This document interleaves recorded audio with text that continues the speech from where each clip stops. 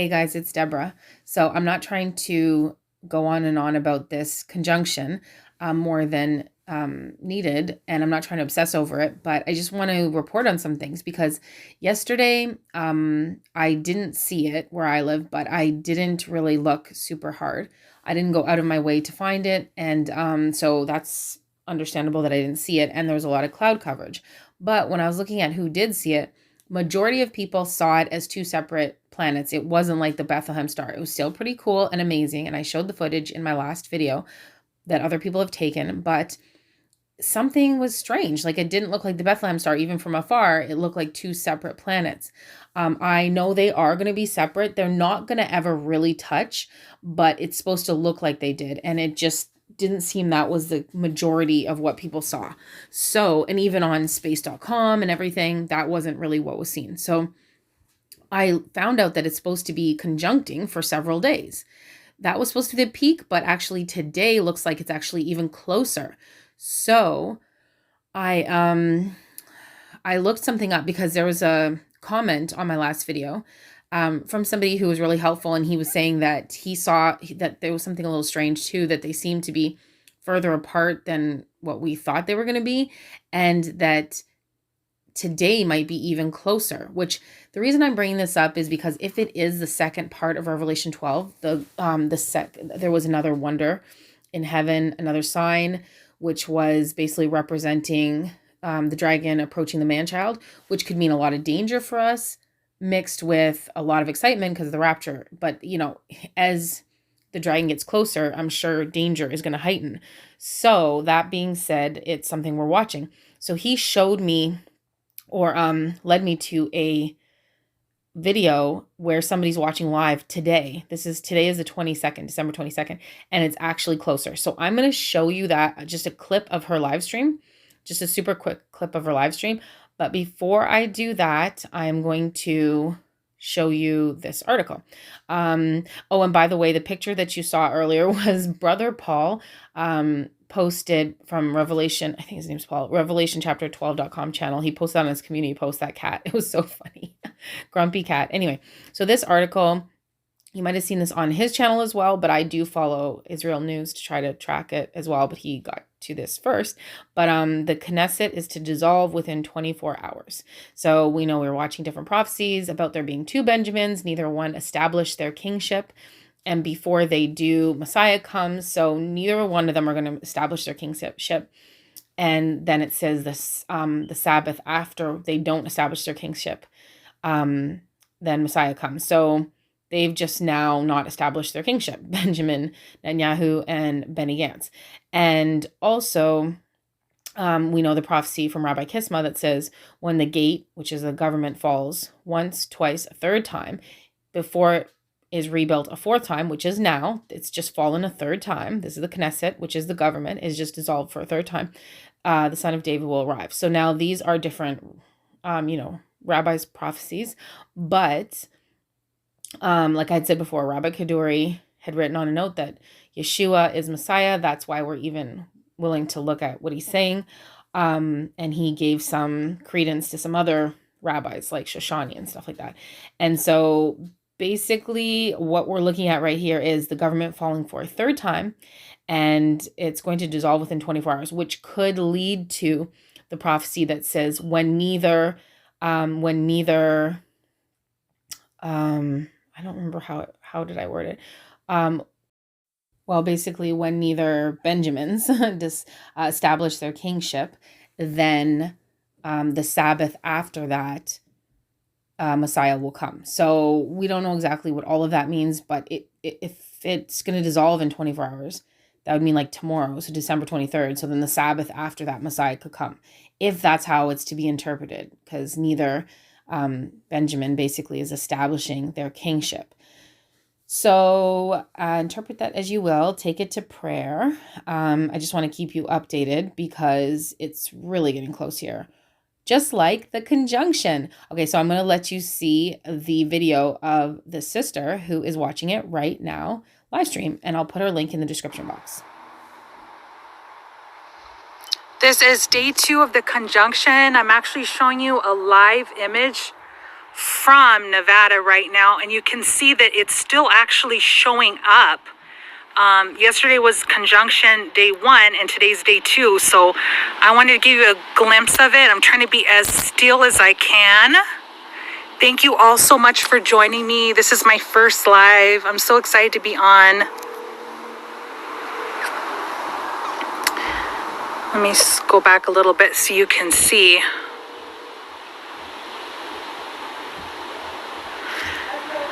Now, I actually found the conjunction on this app. I'm going to show you in a second how I was able to find out where it was tonight.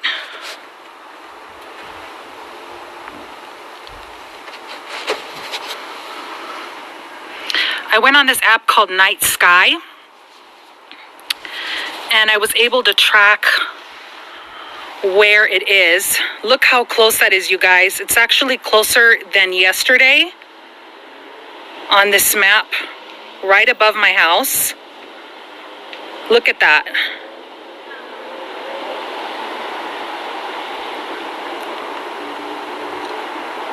If you guys have a chance, you should download it. I did it so that I could see just how close the 2 planets were tonight. And it seems even closer right now, Jupiter and Saturn. It's called Night Sky. So as you see, it's day 2 and it's closer than day 1. So I don't really get it. It seems like they're just getting closer and closer. And so I'm not sure, but I'm just praying on it. It was weird when I was looking for it yesterday, just quickly outside my house. I was just feeling like, it was almost like I just got this feeling like, don't worry, it's not a big deal that I'm not seeing it tonight. So I don't know if it was because I was going to see it another night. I'm really going to try probably tomorrow, if I can. But anyway, I just don't know what's going on with that. So it's closer. So we were watching the 21st so closely, but now the 22nd, maybe even the 23rd will be the closest. So I don't know. It just feels like the enemy's closing in. So I guess that's what I'm alluding to and saying. Another thing that same person who's very helpful commented on my last video. He said that he was SpongeBob came, like there's a new SpongeBob movie, not that new. I think it was like last year. Somehow he saw a clip of it. And okay, I went to see that movie in the theater with my son during the pandemic. It was when like they opened theaters, and we like had to leave. We watched it for like a little bit and we had to walk out. And that was like when I said, I am not watching any more movies in the theater because it was pretty evil. Like I could not watch it anymore. The lesson I learned is I should have prayed before that movie. You don't go to movies like we're so close to being with the Lord. He's refining us. He's preparing us for the wedding.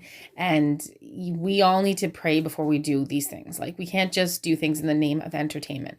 And that's a kid's movie, let alone some of the movies Christians watch. Let alone, okay? There are movies that Christians watch that they need not to be watching. But, you know, he works on us all in the right, like as time goes by, but we need to like hurry that process along a little and just be like maturing. We need to mature. And before I went to that movie, I should have prayed. And I didn't have a great feeling about it, although I thought it's SpongeBob, it's a kid's movie, but no. Okay. So the reason I bring it up is because he mentioned, the same person who commented about the planets getting closer as opposed to further apart, that he said that he had seen SpongeBob, the movie, like a little clip, and it was about Jupiter and Saturn coming together. So I'm just going to play the clip for you. It's weird. And yeah, it's very interesting. It's very short, but look at all what we're talking about, what we're watching. I don't know what it all means, but take it to prayer. So here's this horrible clip, but this is nothing compared to the rest of this movie. It was not right. Anyway, just watch.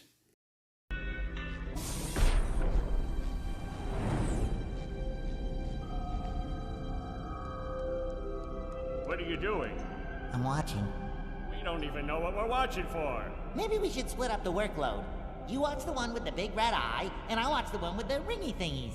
Like a team. Okay, mine's moving. Mine too. No, this doesn't seem right. Should we call Bubbles? Let's give him a minute. He's been holding it for 10,000 years. I'm pretty sure that wasn't supposed to happen. Come on, Plankton. We gotta clean this up before Bubbles gets back.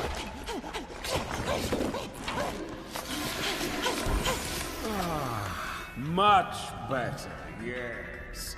You two are free to go.